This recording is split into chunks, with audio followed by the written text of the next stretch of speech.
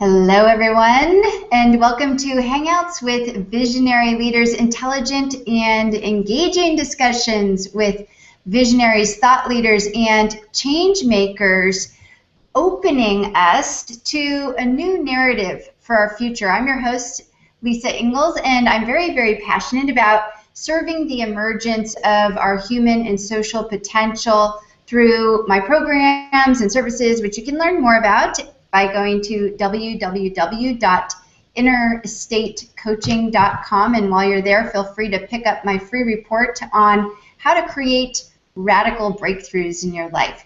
So we have reached a new era of human possibility. Individual as well as collective leadership, I believe, is critical as we navigate our way through old and outdated paradigms that no longer serve us in moving towards this expanded way of living and into a freer future. Humanity itself is on the precipice of a new era of peace, sustainability, health, and hopefully prosperity. But the question is, will we as a collective choose to commit ourselves to peace and declare a total end to disharmony? Can we do that? And will we as a collective turn the potential for possibility into probability? And if so, how do we do this? These are the types of questions that we're going to be bringing to the table in this show, and we're interested in exploring innovative ideas through engaging discussion that can help us to birth a new humanity. Now, the purpose of this show is to bring these types of critical topics into a space, into a field, a unified field, to see what arises from within us as a collective, as a potential solution. So in today's episode, I'm really excited about this episode. My guest is Wayne Meador. He's the founder of A World for Change, and creating change, he says, is something that we all need to do and that we need to take action on doing, not just say that we're going to be doing it. Wayne's vision is to build a better world by helping each one of us learn how to become more sustainable and self-reliant in our daily lives. As an integral part of his movement, he has created A World for Change TV, which is an interactive show that focuses on bringing people into the sustainability evolution with a focus on the mindset of why we need to be sustainable. Now, he's just come off of the heels of 2 weeks and 13 episodes teaching everything from knife forging to elderberry medicine making to greenhouse basics and a lot of stuff in between. And so we're going to be talking to Wayne today about what it takes to be a grassroots visionary and how the sustainable change movement supports this birthing of a new humanity and how we're going to be doing that. So welcome to the show, Wayne. Hey, Lisa, thanks for having me. I've been really excited about this show since you and I talked about it a couple weeks back, and well, I think we've even talked about it previous to that. But it took me a while to really reach inside myself and start to think about this new show format that you talked about. I'm really excited about it, and I hope that we make some progress because. You know, I see the negative impact that so many of us are leaving around us, and it's time for a change. So I hope that we can make change here today and progress. So thanks for having me. Yeah, absolutely. And I'm going to just really quickly set up for you guys, everybody who's watching live, thank you so much for joining us. And we do have a new format for the show, as Wayne just mentioned. And so what we're going to be doing is for about the first 15 minutes of the show, Wayne and I are going to be having this discussion about A World for Change, what he's doing with the sustainable change movement, and his perspective on it. And then we're going to do something really cool.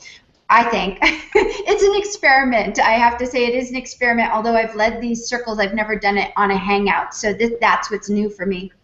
We're going to open this conversation to you guys out there and invite you into the green room with us. So at about 15 or so after the hour, I'll be giving you those instructions for how we will enter into this circle together. So I'm just going to leave it at that and hop into this discussion here with Wayne. So Wayne, why don't you tell us a little bit about A World for Change, why you started it in the first place? Sure. Well, I grew up in the country, and I knew that I knew how to live, so to speak, and I could have been fairly self-sufficient. We didn't produce our own electricity, but at least we did some gardening, and I lived on a mini farm, and we had some cows and pigs. But I was never taught the mentality or the reasons why we did it, the mentality behind being sustainable. And throughout my life, I kind of got away from the country living, went and lived in the city, and I really threw out everything that I was raised to believe and think, rather than weeding through the parts that I should have thrown out and kept some of them, and I didn't live sustainably. And after moving down here to the Carolinas, I realized that through the fact that we were financially hurting, and I started to look at options to save money, to live healthier, to live happier, and ultimately produce a better environment around me for my family. And I started to research sustainability, because when you look at growing food, you can't help but discount the fact that there's so many other aspects of sustainability that we need to address. And that's where A World for Change was born, because I said, you know, I want to learn this stuff, and I want to figure it out, and I want to come up with a solution, because we know that our world is not heading in the direction, or the trajectory of our world right now is not going in a direction that is sustainable. I think that we can all agree on that. There's some aspects of it that we're doing really darn good with. For example, I think the Google Plus technology and the way that we use Google Plus to communicate as a community is a very sustainable practice, because it allows us to be able to interact like we're doing today here with the Hangout. So I decided, you know, I'm not an expert at this. I don't know it, and I need to learn, and I'm going to interview people and figure out how to be sustainable from all aspects of life. Mm-hmm. And simply because of ease of the topic and the fact that we need food to survive, we started with the 2 weeks of sustainability classes down in Alabama, and but that's not where that's not the only direction that we're taking A World for Change TV. We're going to talk about sustainable governments, sustainable relationships. We're going to talk about every possible topic as it applies to sustainability of our human race. And so I'll hand it back over to you, but that's really my driving factor, because I'm just so passionate about making that change. We know that we're on the wrong path, and if we keep going on this path, it's detrimental. Yeah, and one thing that you bring up that I think is so important is a lot of us enter into this world of sustainability, and we think sort of like you did at first. It's like, well, because I want to save money, or it might be, oh, because my city has recycling and has composting, and I live in Oakland, California, and there's a lot of stuff going on with community gardens and stuff like that, and that still is more of about me, but not about we.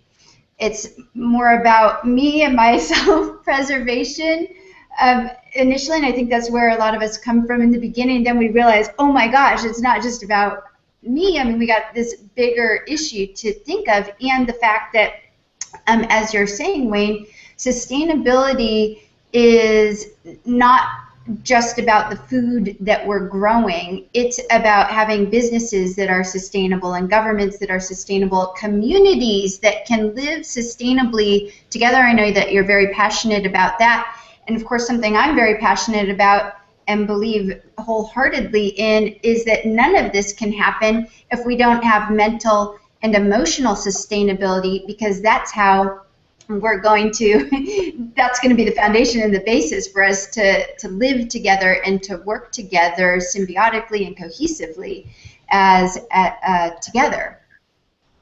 Yeah. Well, you took the words out of my mouth, Lisa, because we do have to have mental, emotional, and sustainability, and we have to have a sustainable thought process to get us from point A to point B. If we're not thinking about the big picture of sustainability, then we're not going to be able to address those individual little issues. And you know, I'm not thinking of the quote right now, but it's the perspective of if I believe it in myself, it will happen. I can make it happen. If I believe that that I'm excellent on video, which I don't, but if I believe that I'm excellent on video, then I will become great at being on video. And the same thing applies for me. It applies to sustainability. If I believe that we can have a sustainable planet, a sustainable community, sustainable thought processes, then it will happen within myself, and it will resonate with other people around me. So that's where, for me, that's what sustainability is. It's having that thought process so that I can have a better world for my kids and my grandkids and my great-grandkids, and that we can continue to lock down and continue to adjust the trajectory of our planet so that it doesn't go off the deep end, for lack of a better term. So right. So that sort of bridges us into setting up what we're looking at as the overarching problem, even though we want to be thinking and possibility thinking, and this show is about possibility thinking and creating a new future for ourselves, but we do need to look at, as they say, in order to clean the house, you have to see the dirt first, right? So let's put the dirt out on the table so that we can bring that into the circle. And I'm going to let you speak to that for a moment. Just what are some of your thoughts on what is the overarching problem, or from your perspective? Well, like I told you in the green room, I think that it's very hard to speak on that without being negative, and I will try, but we have to be cautious about who we as a society give power to. And let's talk about it. So let's just say that the top 20% are of the income earners in the world are the ones that hold a majority of the power, because money in our current system is votes, and money can buy relationships in our current system, and we have to reverse that process, because it's extremely detrimental, and those individuals have the ability to utilize their money to push an agenda that they feel is temporarily, they might not look at it this way, but it's temporarily sustaining themselves, but it's extremely harmful to our planet in the long run. And I'm not talking about single individuals. We can point our finger at almost every government in the world. So the reason for me to be so driven to talk about it in this way is because I think that so many people are thinking about sustainability as a pie-in-the-sky idea that, oh, well, I live in an apartment in New York City and there's no way that I can really, truly be sustainable. I drive an electric car and that's it. But that's really not the truth, because if we get our thought leaders and our governments and building communities around sustainability and embracing it and embracing all of our thoughts, and then putting it into action, I think that we can build communities, whether they be micro communities or more the macro community on a larger scale. We can build communities that can interact together and that can start to work together. For example, look at a beehive, right? There's maybe thousands of bees in a beehive, but they all work together. They take care of the queen. They make sure she's sustained, and they take care of her first, and that's their world, and they all communicate well together, and without there being many hiccups along the way. And the same thing could apply to an anthill, if you will. They work together. Ants will build bridges, and you can look into nature and find this, and I think that's part of the conversation, because it's helping us to learn how to be centered around and rooted around the facts, and then helping us to move forward and change our perception, and how we perceive those facts will change how we address the problem. And then second, I want to say is that with anything that we do that's valuable, it's not going to be easy. And just like when you go and run, it's hard to win a race, but you made it there by experiencing pain and by addressing some of your greatest fears. And if we aren't addressing our fears as individuals within ourselves, and if we aren't actively thinking sustainably within our own mind and within our own hearts and within our own processes, then how are we ever going to help the world to think sustainably and to move down that trajectory? So that's my thoughts.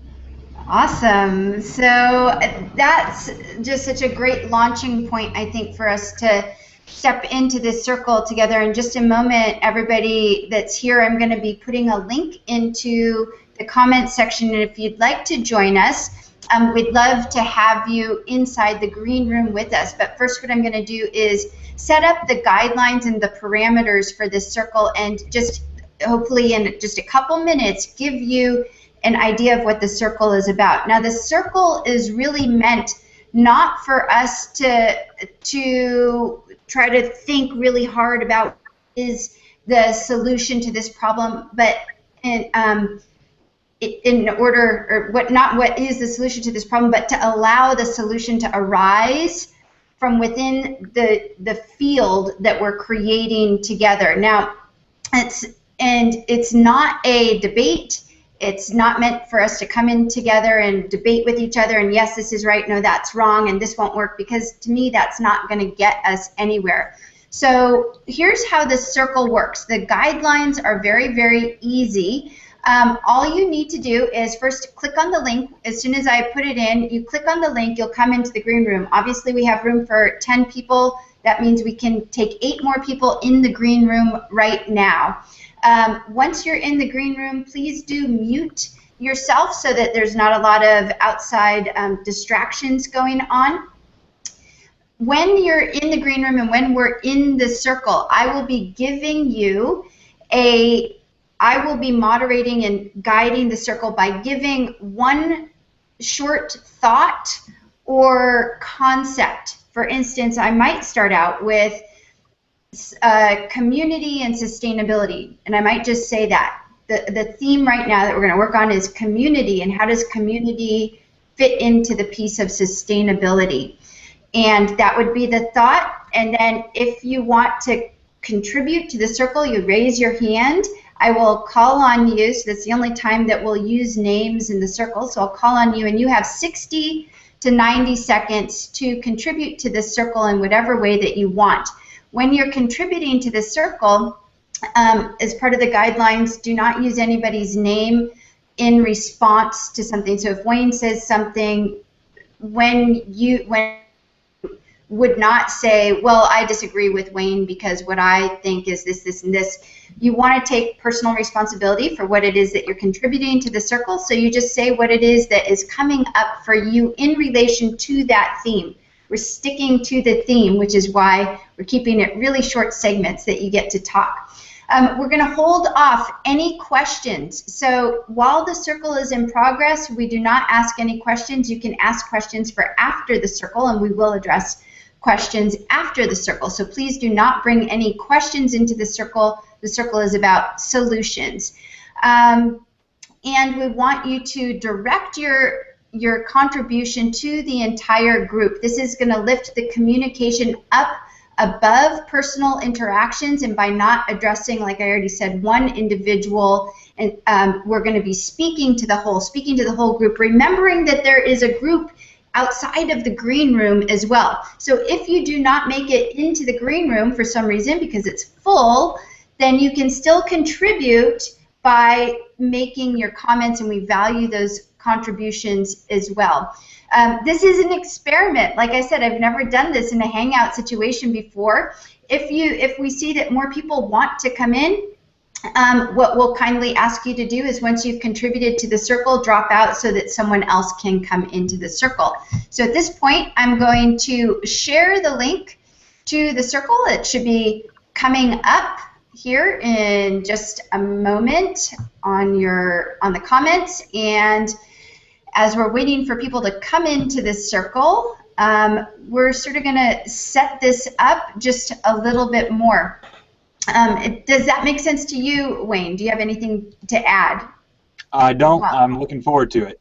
Okay. So that link is there for everybody in the comments, and all you do, once again, is just click on the link to hop into the circle. You should be able to hop in anyways, and we will wait for you in the green room, seeing some people hopping in. Remember to mute yourself once you come into the circle.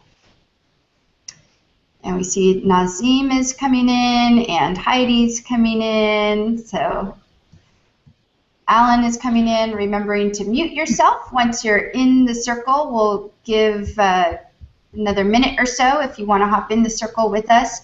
Again, it's just as important to us for those of you who decide to be passively active, passive participants in the circle. By holding the space and by being there outside, you have as much contribution to this circle as everybody else does as well. And Andy's hopping in. This is really exciting, Lisa. Yeah, it's fun to see, huh? Yeah. I think Heidi dropped out. We'll wait for her for a second to come back in, because I think she wants to come back in. So we'll wait just another. Actually, we'll go ahead and get started. We're going to do this. It's going to be 20 minutes. About 20 minutes is what we'll have, and we do have room in the green room for more people to come on in. Let's see, 1, 2, 3, 4, 5, 6, 7, 8. We have room for a couple more people in the green room, so you're welcome to come on in. Please do mute yourself when you come on into the green room. For those of you who are participating, Elaine, the link is right in the comments box. I made a comment two comments down from what you just made, and you'll see the link there that I posted in the comments, so you can click on that. Just as a reminder to all of you, as we start this circle, all you need to do is raise your hand if you want to contribute, and I'll call on you. We're totally experimenting. If I cut you off and say your time is up, just bow out and say I'm complete. So when you're done with your thought, just say I'm complete, and that'll let me know, okay, great, we're going to go on to the next person.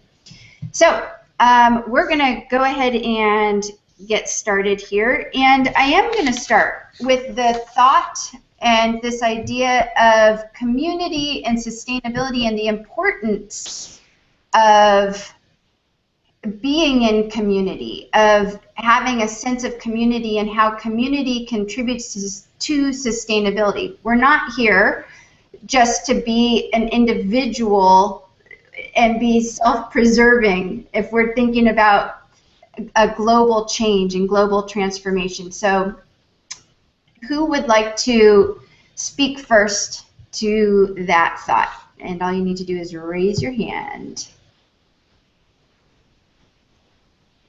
Okay, I'll go. If nobody's going to go. Wayne's going to go. You've got 60 to 90 seconds, Wayne. Go ahead. Okay, so for me with global sustainability, it involves so much more than with global community sustainability, it involves so much more than simply talking about the challenges that we have, but it involves communicating and networking with everybody around us to our maximum potential, and if we are not doing it to our maximum potential, we're leaving opportunity on the table, and for me, the opportunity is a negative effect on my heritage. So that's my thought. Excellent. Thank you. Alan.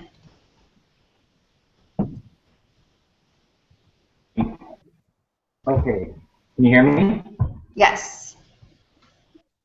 You know, I think what's unique is at this time in society, social media and such, the influence of a single person may be greater than a politician's. And I think that actually scares some people, and it actually empowers others. So it's really, you know, I posted earlier the definition, and if you check out Wikipedia later, as a whole, it's thought-inspiring. The quote from Confucius saying that it's really humanity is the love of people. So we are seeing a huge shift, and potentially the responsibility of taking that shift and to be thought leaders. And you can virtually declare yourself a thought leader and become a thought leader. And if you put that into action, it has huge implications. You know, obviously, there needs to be passion and such, but never have we seen in social intelligence, you know, perspective in humanities history, the power to express oneself as we do today. And so, you know, this is a brilliant forum, and you know, what's brilliant about it is that any person, non-political or political. 5 seconds. And that's all I have to say. It's powerful. Wonderful. Excellent. Who would like to speak next? Heidi. Yes, community and sustainability, Heidi.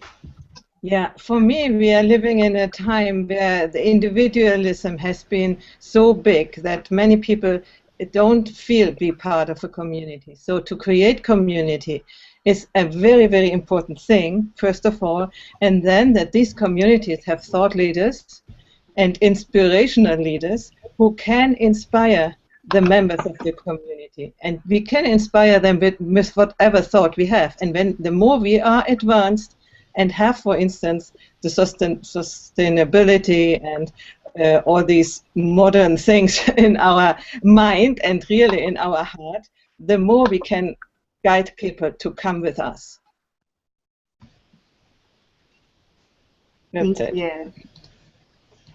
I think that's a wonderful point on that we need community and we need thought leaders within community, and I think Wayne had already mentioned that we're doing something really amazing with Google Plus here and Google Hangouts. I'd love to shift this now to look at responsibility, taking personal responsibility within the community of sustainability. So who would like to speak to that?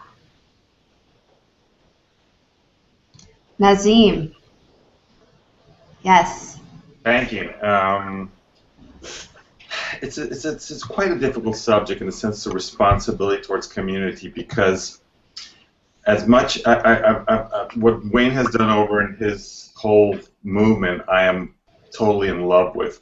But us city dwellers being stuck still in the system that we're stuck in, and he knows what I'm talking about, it's kind of like a dream for us, because we're still, I would love to do that step and be part of that community, but I'm still stuck in having to produce inside a society that still has capitalistic, everybody loves the big car, the 24-hour supermarket.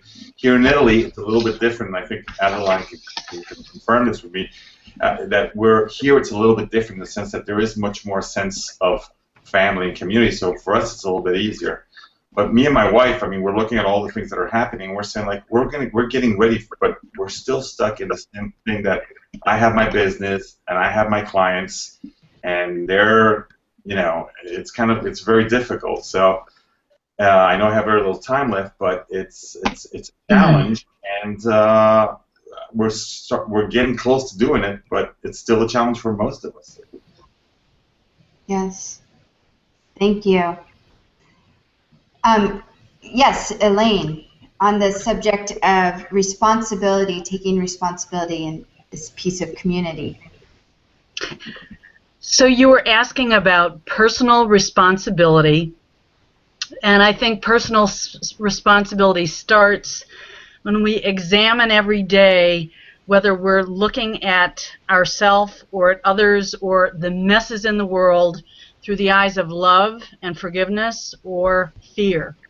If we are looking at the situation from fear, we're likely to not be as effective as we can be in communicating with the others that we want to be in community with to solve the problems.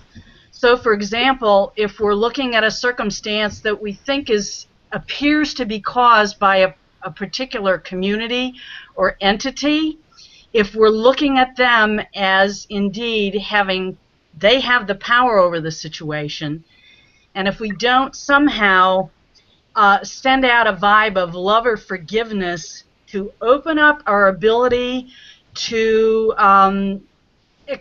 be in dialogue with them or experience our own perfect sense of relationship with them, we're only going to be treading water and not helping at all. So that's what I have to say. Thank you. Beautiful. George.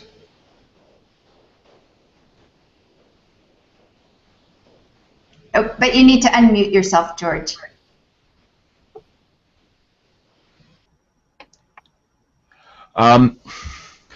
I feel it's really important when we're talking about self-responsibility, first and foremost, we're talking about our relationship with self.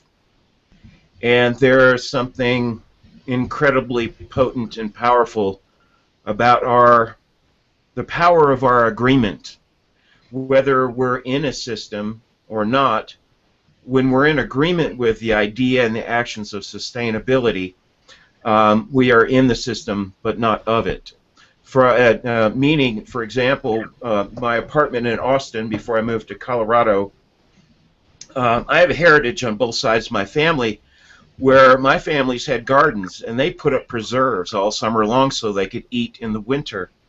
And I remember that and was very fond of that. So I made a choice to have a garden, and my garden was in my kitchen, and I grew 80% of my food in a sprout garden, of my vegetables in a sprout garden. So I think it's really important for us to cultivate not only a consciousness of agreement and cooperation, but to imagine ways that we can make a difference, even if it's in our backyard or in our homes, as we're building towards a larger expression of sustainability and community. I think collaboration and agreement is the foundation, and when we focus on what we're for, rather than focusing against old systems or forces, it allows us to use and direct the entirety of our energy rather than redirecting any energy towards what we have already too much in our culture, which is division, disagreement, competition, and conflict. That's it. Thank you. Wonderful. So I want to direct this conversation, I think sort of it's been hit on a little bit, into this idea of cultivating cooperation. How do we cultivate a sense of cooperation in this bigger scope of sustainability and creating a sustainable, whether it's a sustainable planet, sustainable businesses, sustainable relationships, a sustainable personal life. So cultivating cooperation. Who would like to speak to that? Cultivating cooperation.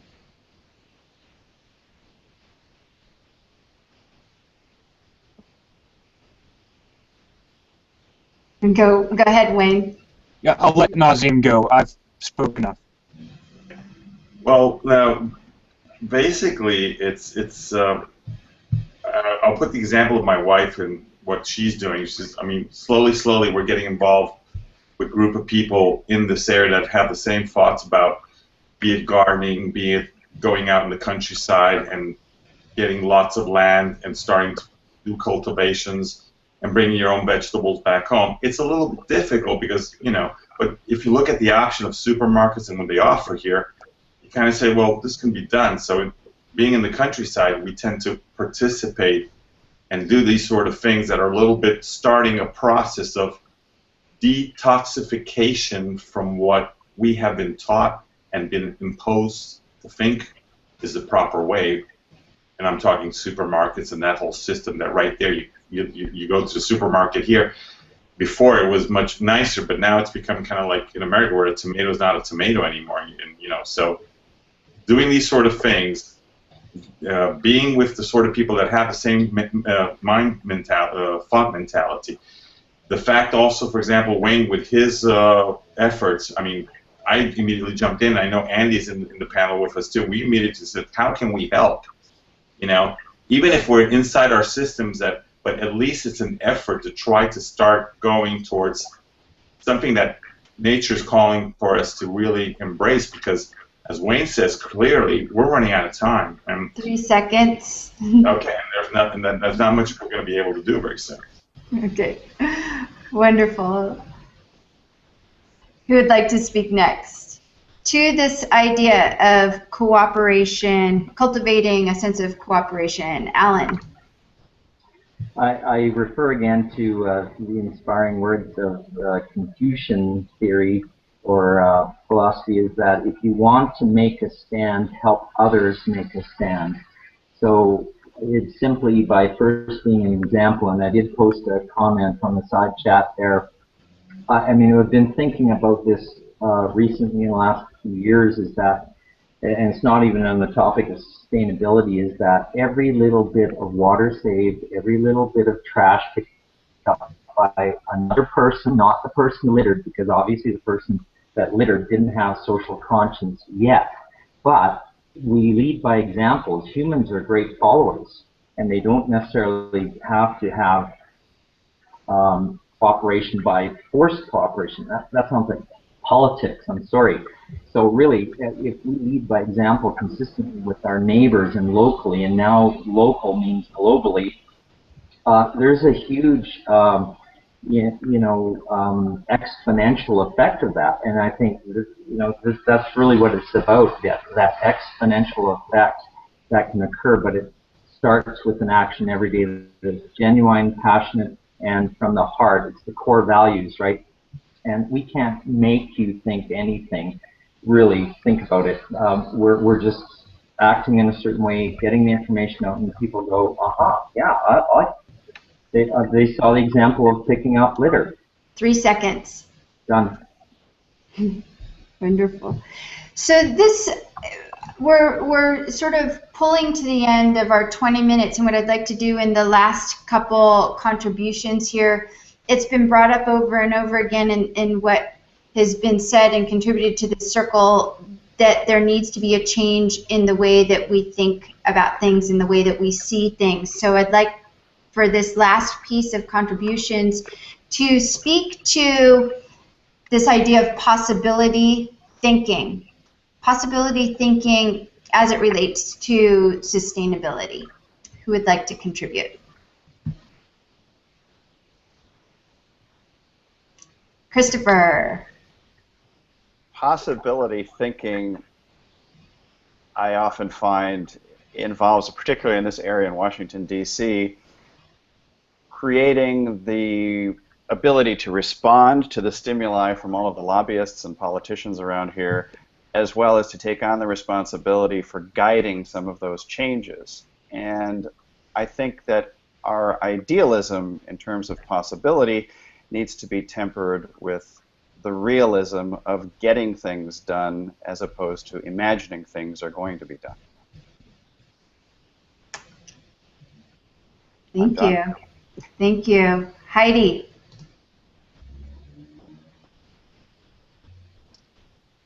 So for me, it is also a question of development of the people. You cannot bring people into a what we call green mindset when they are far away from that. So what I found here in Italy when I arrived with my German mindset of solar heating for the water and everything and organic farming, the people said, oh, what are you doing? Are you mad? But they still did organic farming because they didn't know anything else. Now, after 20, 25 years, everybody is using chemical stuff. You know, so they entered into modernity where everything is easier when I put some poison on. And so they still have to go into the different mindset. And so probably in America and California, it will be much easier than in the hinterland here in Italy, I guess. So even Milano will be easier than in the big cities than in the country. So it takes some time, and recognizing that not everybody can do the jump just now into a different mindset. Thank you. And Mike there, Mike Fountain, we haven't heard from him yet today. Okay. All right. Yeah, can you hear me? Yes. Okay, cool. All right. I've been scribbling away here for the past few minutes just thinking about this. And possibility thinking probably sums up my thoughts here. We live in a world that's generated by commerce. We can't stop commerce. Going green, growing our own vegetables, etc., that won't work because we need commerce to drive the world. We do have limited resources globally. You know, oil, minerals, etc., they are running out. We are overusing them. That is a problem. We still need energy, though. We still need energy suppliers. We need phones. We need websites. We need the technology. Otherwise, we can't do this. So we can't just go green. Going green won't work. That is never going to happen. We do have an over-reliance on plastics and packaging. The things that we focus on are completely wrong. For me, the possibility thinking how we generate change has to come through education. It has to be looking at the micro elements of what we're doing wrong in the world, looking at the rivers, looking at the pollution, looking at packaging, and driving change.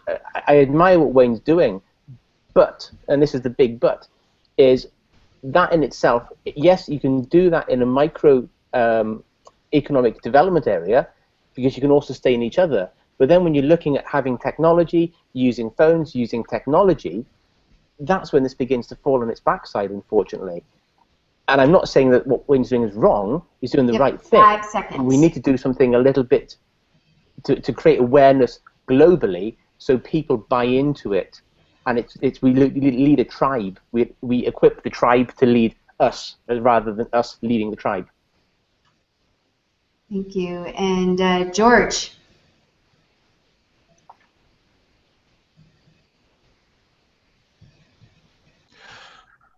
We've heard a lot of reasons why possibility thinking or sustainable community and culture has challenges, but for me, when I think of possibility thinking, that involves when I'm present to a situation or scenario that does not have an apparent solution, and the job of us as Imagineers and creators and visionary leaders is to go out and create the solution, to imagine a solution where there is one, or excuse me, where there is none. Our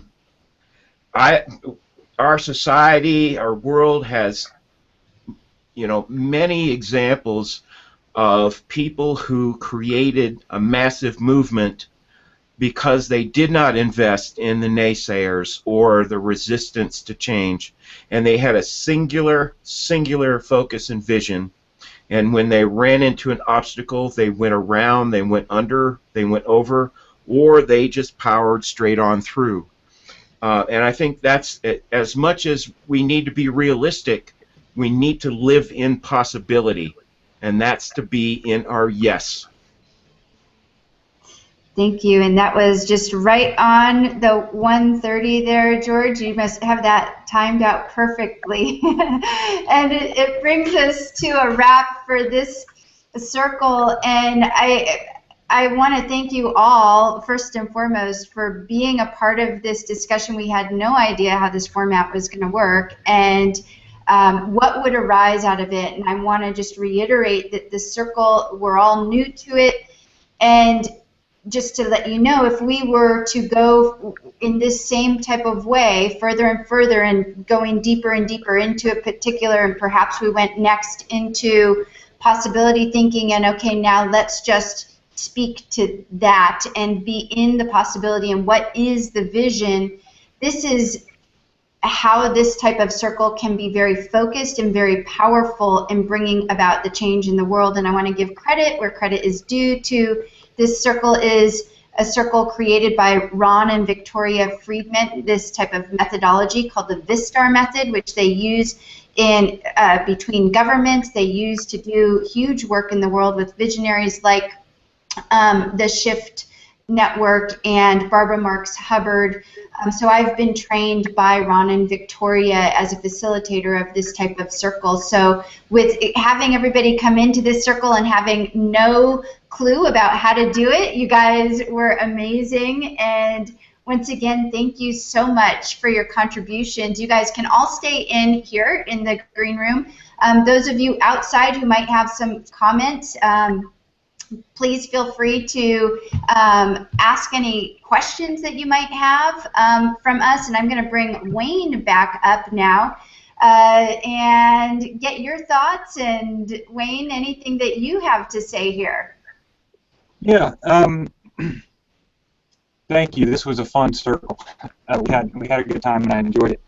I want to make one comment that I would have liked to add when we were talking about personal responsibility, and I think this all ties back to personal responsibility. Our planet is our responsibility. Our relationships are our individual responsibility. We can't control what other people want to do, like Alan mentioned earlier. But we need to think that based on our choices, are we enabling our choices enable people, and we can choose whether or not we are enabling people to make positive change and positive personal responsibility changes, and to think outside the box, or we can enable the opposite, which is enabling a structure in our environment that currently isn't working, and we enable people with every action that we take in our life. And so that's my thought on enabling.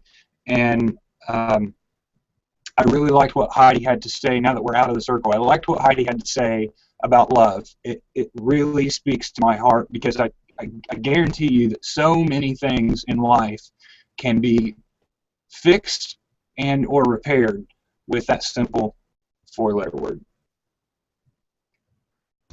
I forgot I had myself on mute there.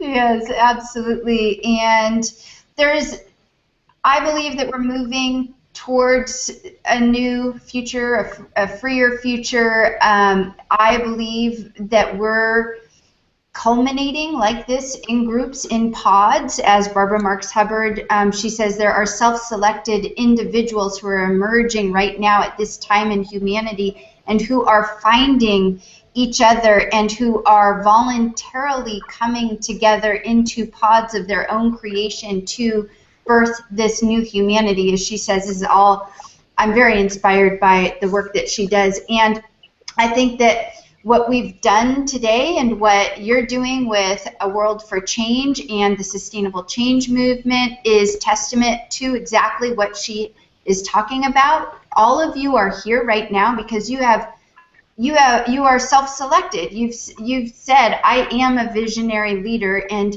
I think you all know from at this point now, my view is that everybody is a visionary leader if they choose to be a visionary leader. We all have that vision within us. And to Alan's point, of if we want to make a stand, we need to help others take a stand or make a stand as well. And I believe that that's what we're all doing here. We're finding, and we know that deep in our hearts, that in order to create sustainable change requires collaboration and community. But to be in collaboration and in community requires a type of communication that is the next level of communication, because it seems to me that a lot of the old paradigms of communication just don't work, and it's why I deeply admire the work of Ron and Victoria Friedman, the work of Marshall Rosenberg and the Nonviolent Communication, and many, many others who are doing really great things around this, and we can use these as our tools and resources to help shape and shift and articulate the transformation of a new future for ourselves. So I just sort of splued off there on of stuff, but Wayne, what I'd love for you to do is let people know how they can get a hold of you, find out more, be involved in a World for Change. One thing I love about Wayne is that he's so open-hearted and wants everybody to be involved in this movement. He knows it will take a bunch of us to do this. So how can people get involved? Yeah, thank you. You can go check out our website. It's world4change.com, just like it is here on my lower third. And go and check out our website. It's growing. We have a webpage that's dedicated to the Sustainable Change Movement, which is a hashtag that we're tracking.